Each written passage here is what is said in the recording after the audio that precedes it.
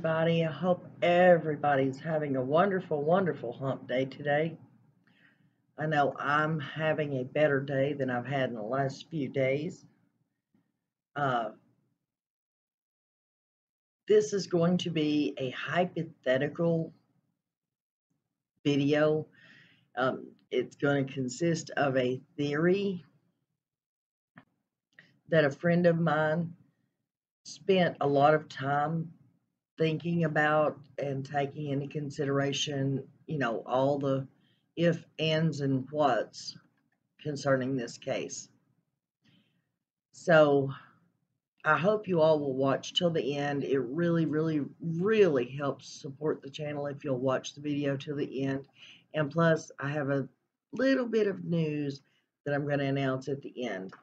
Something I think you guys will be interested in. So, okay, let's get on with this. Now, first of all, like I said, this is hypothetical. It's a theory, and it is something that we all wish and hope for. That would be the best possible outcome for the Summerwells case, and it is what we all hope for. Now, I'm going to read the theory as it was written and sent to me. When I get done, I will give my thoughts about it, and then I want you all to leave your comments and your thoughts about it in the comment section below. Don't forget to hit the subscribe, guys, if you haven't already. Hit the like button, and don't forget to hit the bell so that you're notified the next time I put a video out. So let me get this pulled up. Okay, and it says another hairball theory. And along with it was sent a map, and on the Google Maps it gives a distance and a time frame of 57 minutes, and it technically would be 55 miles. Okay, just keep that in mind.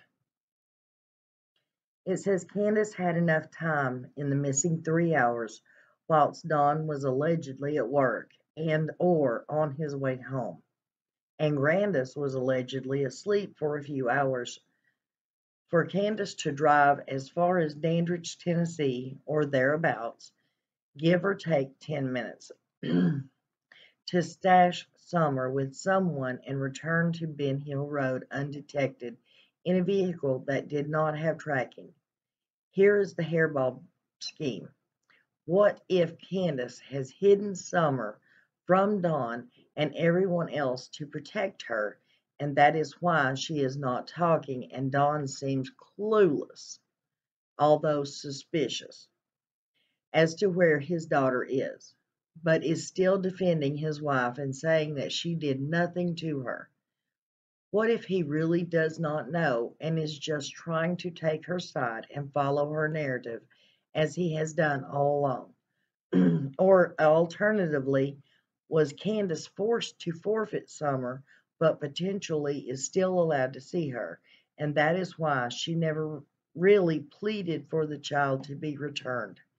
She moved out of the family home. Furthermore, it has been 1 year and Candace does not have a job. How has she been paying her bills? Is she working for the people who have her daughter? Is that why she is staying hidden?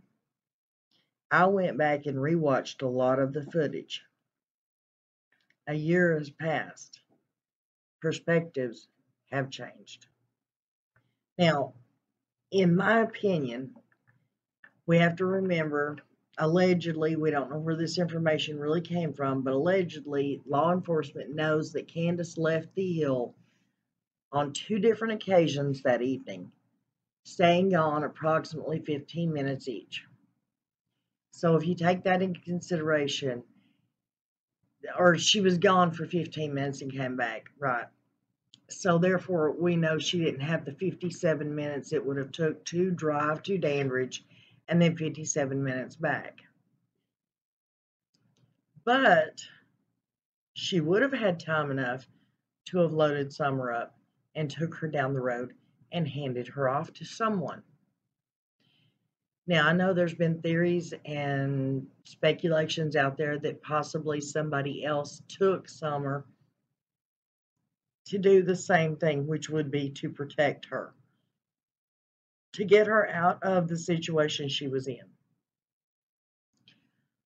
And I've always questioned this, why would anybody put themselves in that situation where they could have been charged with kidnapping when all they would have had to have done is offered to take Summer to get ice cream and then simply took her to the hospital, sheriff's department, health department, Department of Human Services, anywhere, and explained what was going on and what they thought, and then that person would not have, caught any charges for trying to save Summer. But now, if it's Candace doing the handing off, if Candace explained to a good friend what was going on and they agreed to help, then that's not the person that has Summer that committed a crime. And I don't know if it is still going on or not. I know years back, not that long ago, but years back, I know yous are going to think I'm crazy, but it is still called the Underground Railroad, and they help with DV victims, whether it be, a single woman or a single mother with children.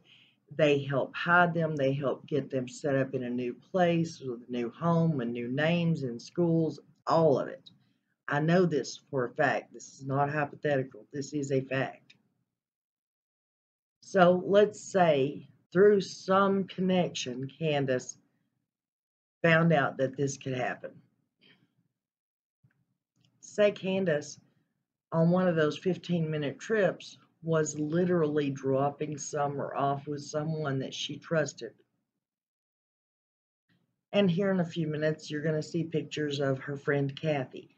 And you're going to say, oh, but she met her through a support group. Well, if y'all will remember back, I believe Kathy said that there was someone else had contacted her and asked her to make contact with Candace.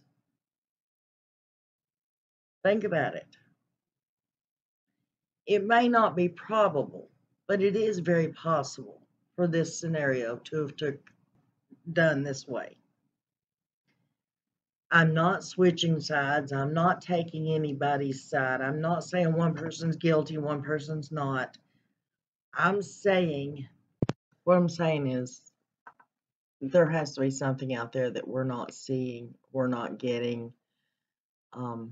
In my opinion, Don said, made the statement, there is no evidence, there can never be any evidence. And in my opinion, that always told me that the child left that hill completely intact, nothing wrong with her, because that's the only way there could have not been any evidence, was if she willingly got into a vehicle and left the property completely fine, breathing, all the good stuff. So if Mom, Candace, put her in a vehicle and took her down the road and handed her off to somebody to keep her safe, that would mean there could be no evidence. Now, whether Don actually knows what's going on or he doesn't, maybe it was to keep her away from CPS, maybe it was to keep her away from Don.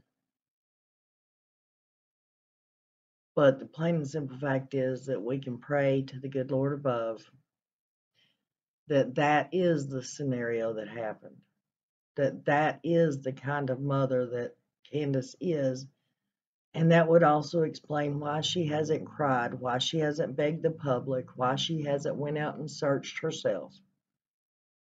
It would also sort of explain why she was, getting on YouTube and acting like a crazy person and doing all the things they were doing, basically carrying on with their life like, nothing had happened. That's just my thoughts on it, guys. Like I said before, it's maybe not probable, but it is very possible. And that is what we're all praying for, is a miracle, isn't it? Say prayers for Summer. Say prayers for the case. And say prayers for everybody that is connected or touched, or their hearts are touched by this little girl. You know, everybody, the investigators, the law enforcement, the content creators. Pray that we do what is right and we choose our words carefully. You want to carry on in life doing more good than harm, or at least I do. Love your children, call your parents, and thank the good Lord above, guys. And I'll see you on a live tomorrow night. Oh, I promised you a tidbit of information. Well, it seems that I got a hold of Mr. Tim Mullins, and I requested to be able to ask him some questions, and he asked me to send them to him. I did, and he has answered them. It was through email, but he answered, and I believe I'm going to make a video on that tomorrow. So watch for it to come out, guys, and watch it all the way through too, because it always helps to support the channel by watching your videos all the way through and going back and watching some of the older ones too. Anyways, we'll talk to you next time. We'll see you on the live tomorrow, and y'all have a great